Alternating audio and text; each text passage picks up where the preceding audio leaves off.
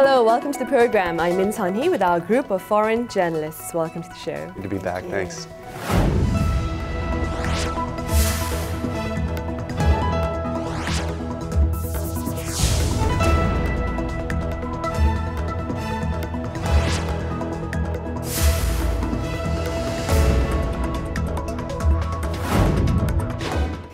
Now, today we are here at the Korea Civic Education Institute for Democracy, which is under the National Election Commission.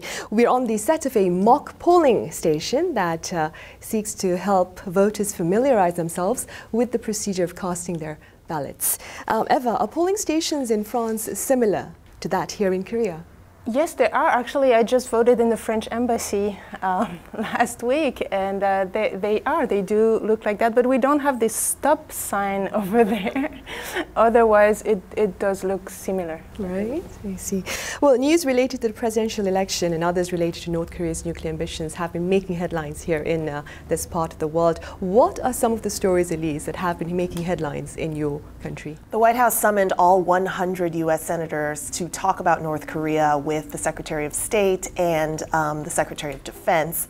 Following the meeting, the new Trump policy on North Korea came out, and it's really more of the same. It's pressure and more sanctions. So it doesn't really differ from the 4 previous U.S. administrations, despite all the bluster that we've heard. I see. Frank, what about you? I'm covering THAAD. The THAAD deployment that took place recently really has risen in South Korea as a presidential election issue.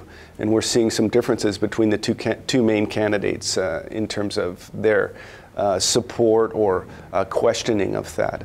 Right. Yes, and as Frank just mentioned, we are counting down the days to the presidential race as candidates make their final attempts to reach out to voters across the country.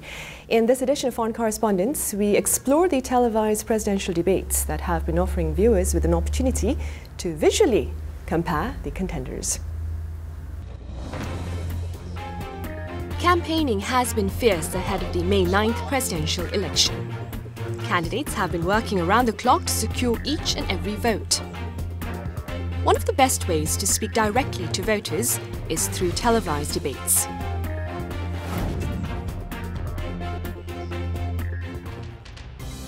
One of the notable changes during this race has been the introduction of standing debates. The moderator first poses a question, and each candidate is offered the chance to respond. After that, all members are invited to engage in open discussions. There are no scripts or questions handed out in advance. The new format was expected to add more spontaneity and dynamism to the debate. But it fell short of expectations. Many agreed it was full of attacks on other candidates instead of constructive discussions. What also drew people's attention was not only the content, but the image and style candidates are using to promote themselves. Their hairstyles and wardrobe selections are set to convey certain personalities. Moon Jae-in's striped neckties are set to deliver an image of confidence. Hong Joon-pyo's red tie, an image of strength, and Ahn Cheol-soo's hairstyle, a sense of charisma. Yoo Seung-min's blue tie is set to convey an image of trust, while Shim Sang-jung's light-colored jackets are set to deliver a sense of warmth. Televised debates are pushing ratings up as voters around the country closely follow the events. We sit down now to discuss all things related to these debates. After each debate, along with talk about the pledges made by each candidate, there's also been a lot of focus on their presentation, facial expressions, fashion, and even hairstyles. Do you believe a candidate's fashion affects voter support? Unfortunately, I think it does play a role. I think candidates know that, and I think each and every detail counts. In the French debate recently, one of the leftist candidate, he showed up without a tie and also without actually a proper suit or a proper shirt. It was a long-sleeve t-shirt. He wants to speak for the workers, and so I think this is a political choice, obviously, to dress that way. Now in the media the next day, the day following the debate, people were criticizing him for actually not respecting the debate. So I think of course clothing matters. hairstyle matters, as you said. I heard from some of my Korean friends that they believe that Moon Jae-in doesn't dye his gray hair for a purpose. He could do it, others do it, but maybe the reason he doesn't do it is in order to underlines that he has experience, that he has a certain age, and so appeal to a certain class of people of a certain age. And speaking of hairstyles, we have Anchol Soo, who's been called for having a hairstyle that seeks to show charisma. How do you respond to this, Elise? I'm sure you've seen him on television. Sure. I just find Korean society to be very image conscious in general, so this seems to follow in the politics. You know, my impression upon coming here was just that it actually differs from the other East Asian countries that I've spent some time in, like Japan and China, in that the people here are really kind of come correct, and there's a lot of presentation involved in things. And so for An Chol-sul, or for any candidate, that's an extension of the priorities of the society. Right. Frank, what kind of image then do you suppose appeals to voters? Well, I think they're looking for somebody that presents a degree of trust and also power. Most of the candidates, you'll see they'll be wearing a dark blue suit, dark blue tie, white shirt, that type of thing, or perhaps in America, maybe a red tie. So they're trying to portray trust and power in what they wear. And I think that's where that French candidate might have gone wrong in dressing a little bit informally for the debate. We are now in such an image sort of saturated time where we're constantly on our screens, whether that's television or our mobile devices. And so you can't get away from the fact that appearance ends up mattering, even though I really don't think it should. One of the French candidates on the left, he used to have red for his campaign posters all the time, and for this election they decided to not use red. That was judged that was considered too aggressive, maybe too communist, so he switched to blue.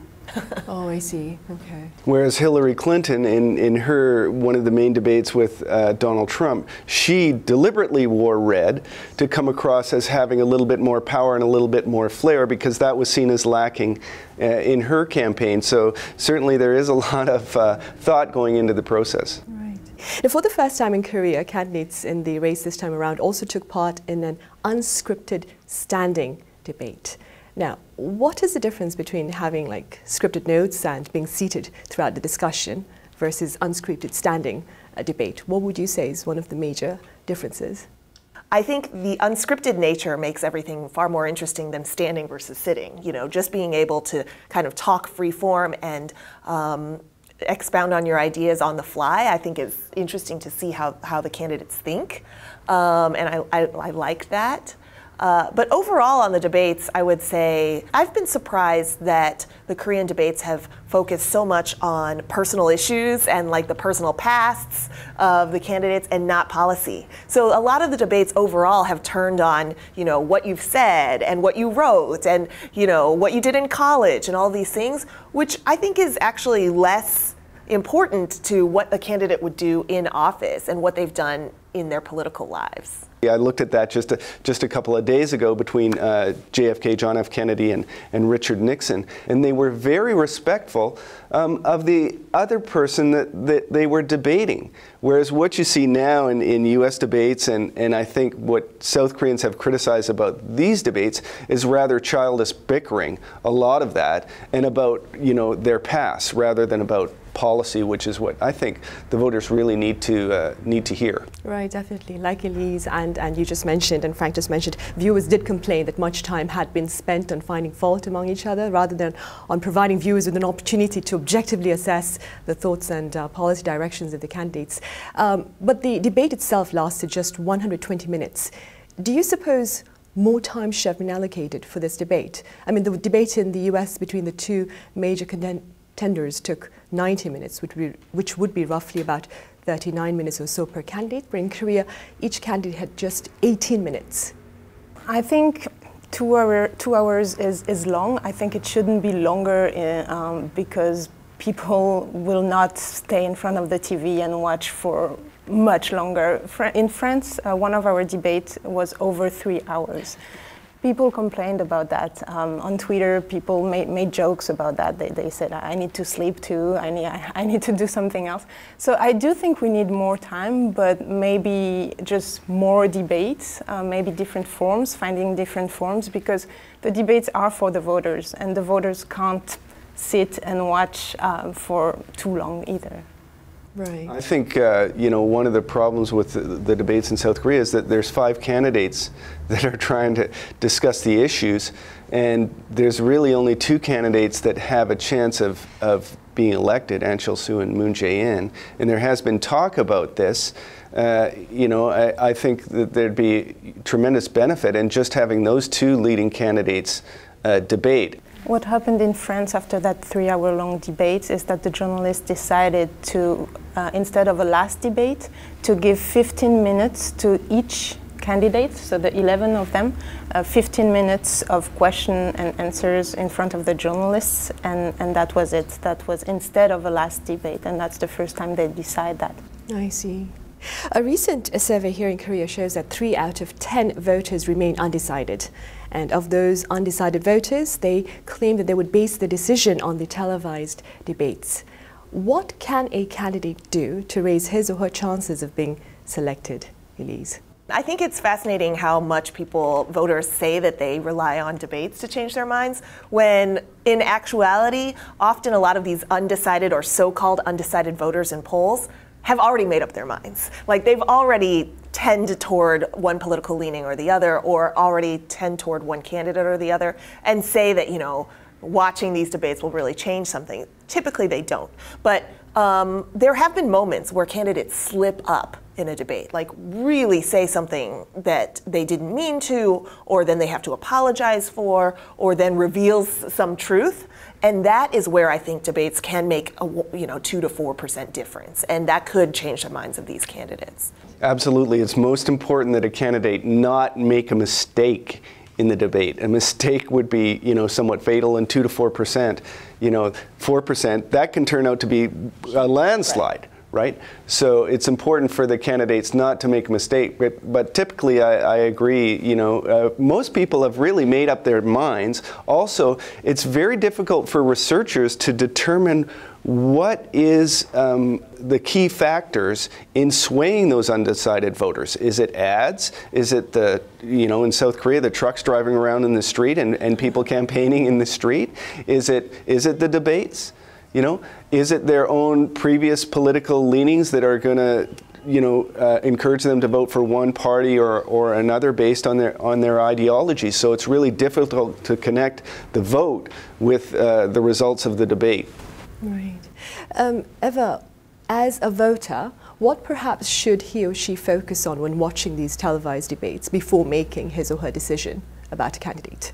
Well, I really hope voters would pay attention more to the content and not to what we were talking before, to the outfit, even though it has an impact. But I think we should really focus on the content, maybe comparing what is written on the program and what the candidate is underlining during the debate. I think those are things that I try to pay attention to when I watch the debate. Right.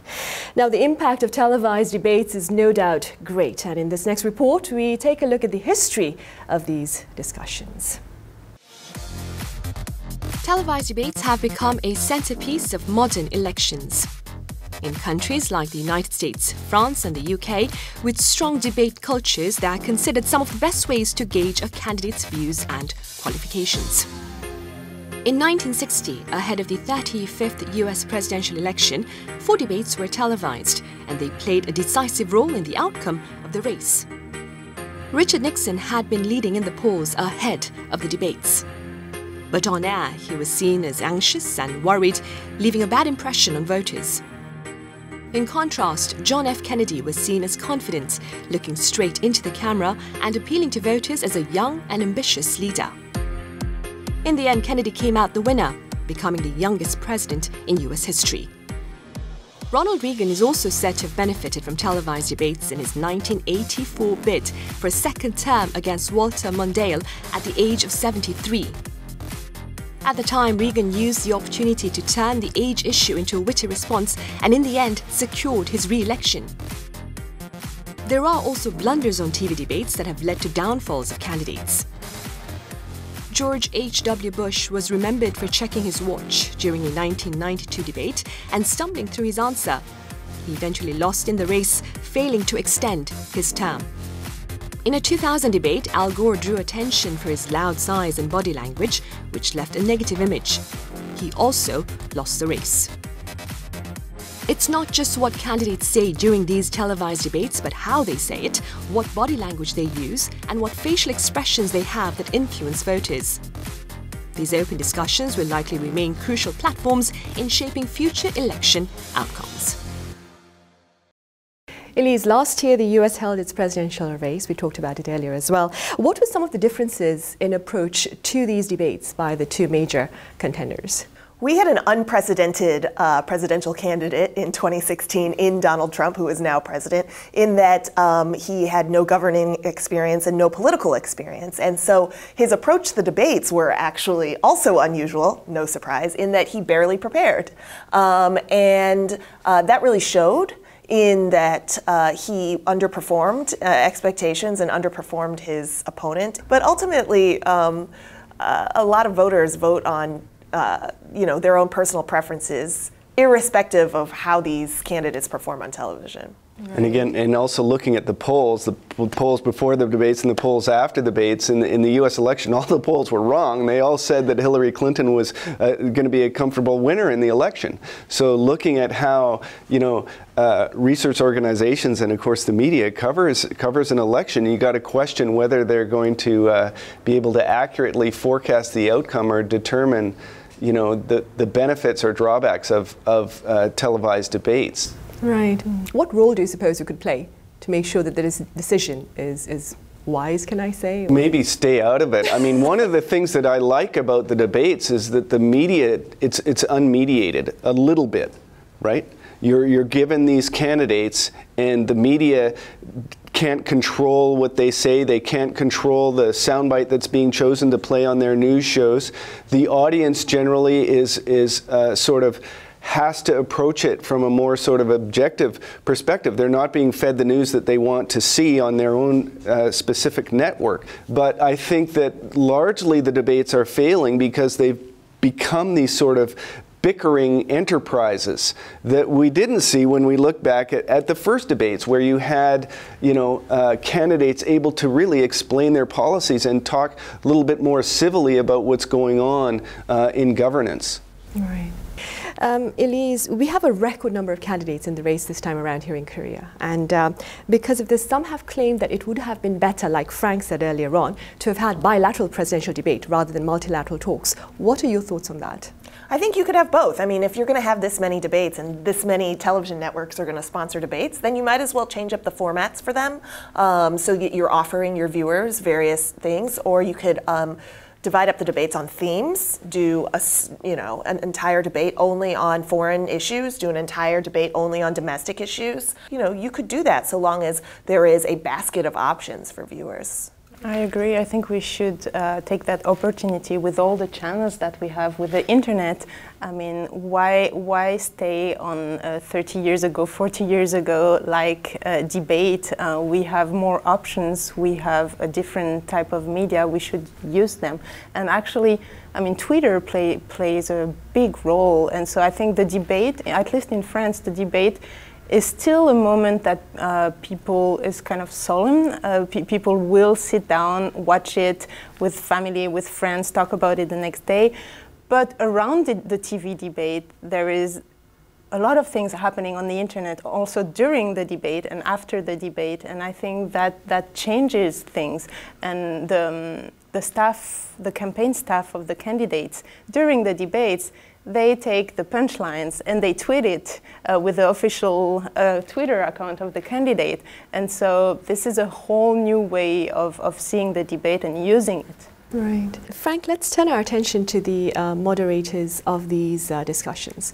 What are some of the prerequisites of this role? Well, I watched most of the JTBC debate, and I felt that the moderator, Son Suk-hee, he did a little bit too much talking. And I think maybe the format of the debate was a little bit complicated. I know Hong Jong-pyo seemed to be a little bit confused about whether he was supposed to ask a question or who he was supposed to ask a question to, and things like that. So, I felt that in that case, the format was a little bit more complicated than it needed to be, and again, having 5 people on the debate, I think, can be problematic. I like the idea that Elise had is in having different formats. Maybe you could have a debate early on in the campaign season with all of the candidates and give all of the candidates an opportunity to speak. After all, it costs nearly $300,000 for a candidate to be on the ballot.